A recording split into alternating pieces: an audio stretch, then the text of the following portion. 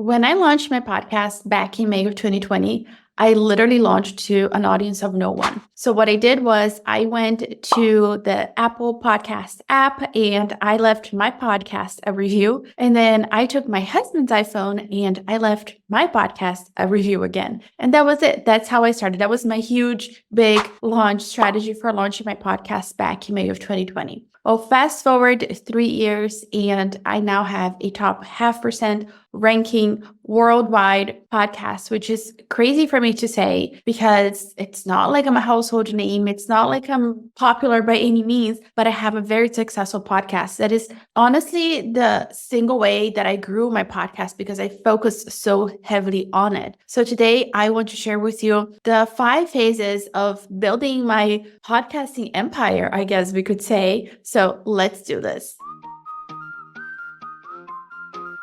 All right, my love. So welcome back to the Organic Marketing Simplified podcast. Let's go over my 5 phases of podcasting that took me from launching to literally no one to now being sitting on a top 0.5% podcast. Number one thing is that, as you heard from my introduction, is that I started imperfectly. And honestly, the reason why I was the one reviewing my podcast and then I took my husband's iPhone and I reviewed my podcast is because honestly, I didn't even tell my husband, who is a very supportive man, that I was launching a podcast. I had all sorts of imposter syndrome and I was just scared. And whatever feelings you're feeling right now of being unqualified and my voice sucks and why am I doing this? This is so stressful. I was there. And honestly, I invite you to go back and listen to episode 1 of this podcast. I had a very different focus then than I do now. But when I started my podcast, it was just, oh my gosh, I have listened to the first episode and I just want to hug that like baby podcaster and like just congratulate her for taking the first step. But honestly, here's the thing. It's starting imperfectly and doing things scared that propelled me forward because now I can honestly just sit here and riff an episode and be okay with it. So my biggest piece of advice is wherever you are in your podcasting journey, whether you are starting or whether you have been podcasting for a little while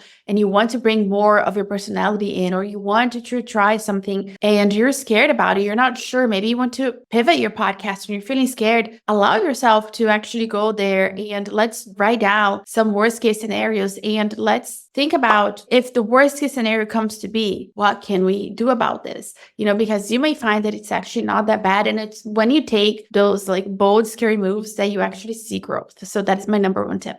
Okay, the second phase of growing my podcast is that I tried new things. Again, if you go back and listen, you don't even have to listen. You can just like scroll down back to episode 1. You're going to see that I have pivoted my podcast. So in the very beginning episodes, I really had a hard time owning my zone of genius, which back then I really focused on Etsy and selling on Amazon and like e-commerce in general. But even though I had expertise with selling all those platforms, my first 2 episodes, I didn't talk about Etsy. I didn't talk about Amazon. They were very like how to start an email list and what is an ICA. And it was just very basic and very vanilla. I was just like super scared. So then my first pivot came around probably episode 10 or so where I'm like, okay, let's talk about Etsy and Amazon and those things. And then fast forward to December 2021, I honestly felt like I had said everything there was to say about e-commerce. And I felt like I had a really amazing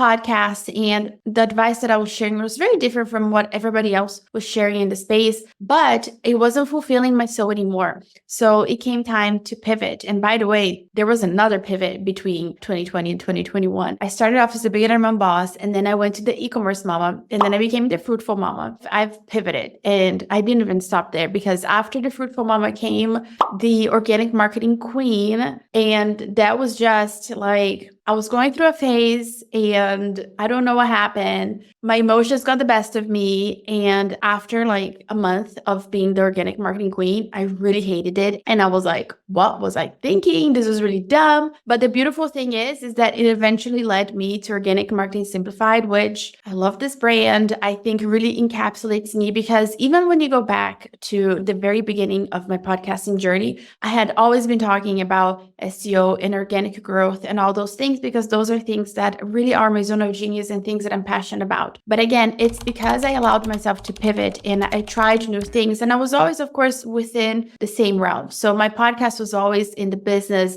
entrepreneurship, organic marketing world. It's not like one day I was talking about dieting and the next day I was talking about business. The overarching theme of my podcast was always the same. I was just trying things out. And as I changed and as I evolved, my podcast evolved with me. But not being afraid to actually try new things is going to be key in your podcasting growth, because if you keep trying to stay the same so your audience keeps loving you, you're actually doing yourself and your audience a disservice, because praise the Lord that I am not the same person today that I was a year ago, because I have learned, I have grown, I have evolved. So it's important that you bring your audience on the journey with you. But it doesn't mean that you have to pivot your podcast every single time.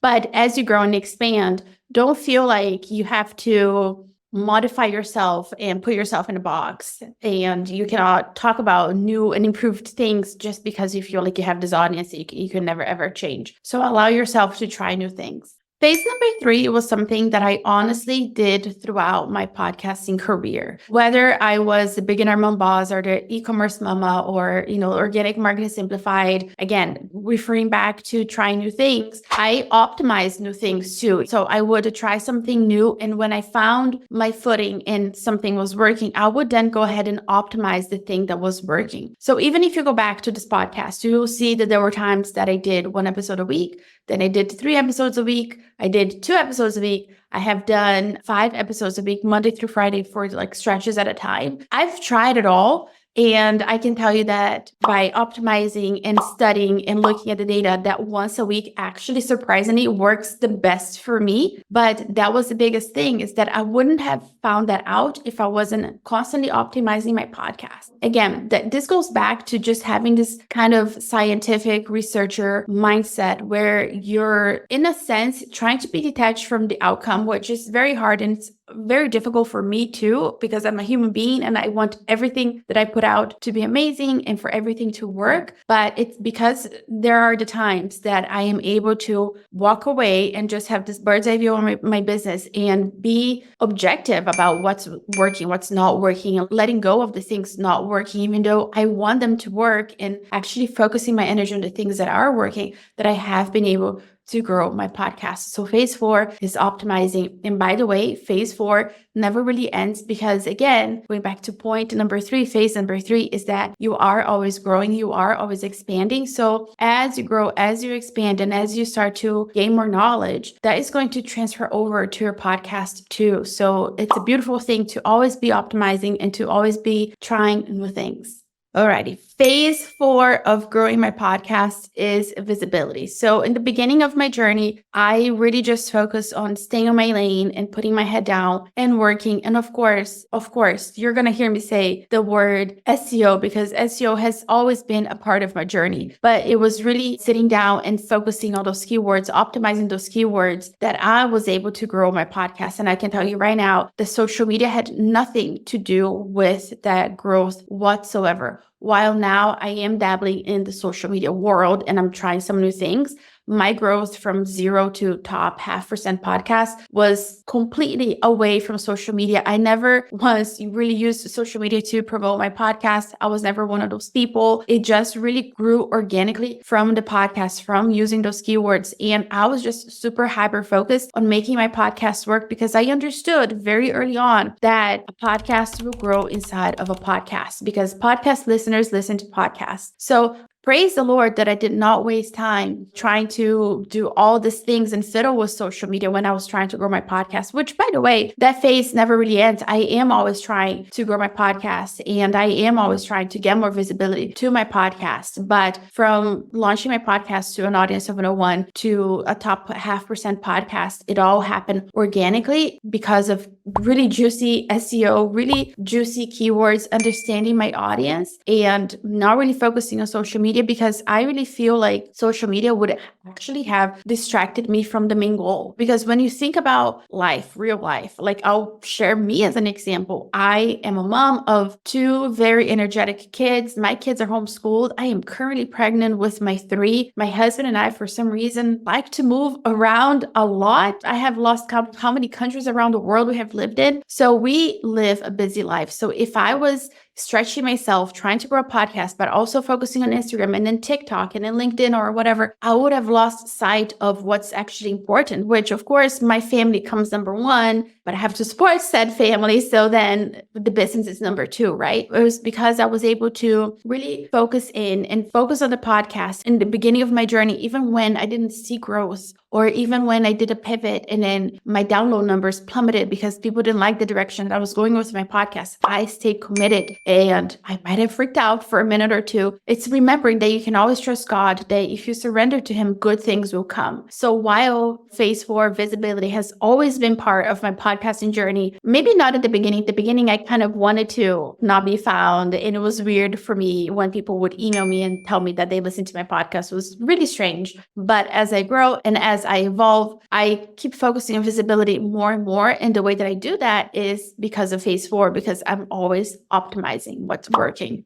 Now, phase 5 of growing my podcast is very boring.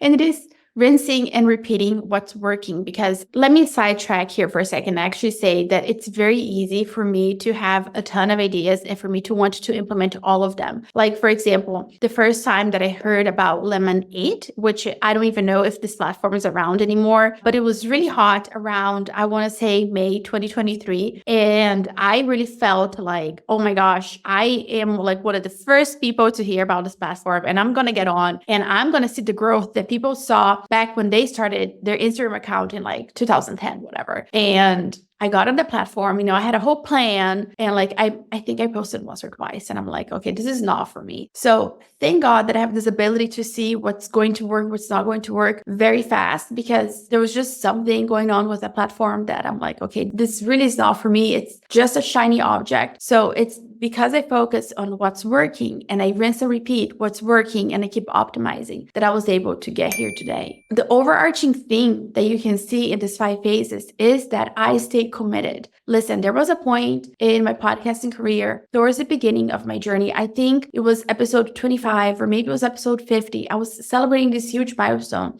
and I did a giveaway. Nobody entered. And guess what? That did not stop me from podcasting, from trekking along, because it just is what it is. Nobody entered my giveaway and I did not take the person. I just kept on going, because sometimes in life you have to let go of these little things because there's something bigger coming on ahead of you. So being detached from the outcome, as hard as it is, because our business is in a way our baby. We want everything to work. We want everything to be successful. But sometimes you just need to walk away and start with the end in mind and just having like, this is the direction I'm going. This is the direction I'm going, and I'm not going to stop. So commitment is key.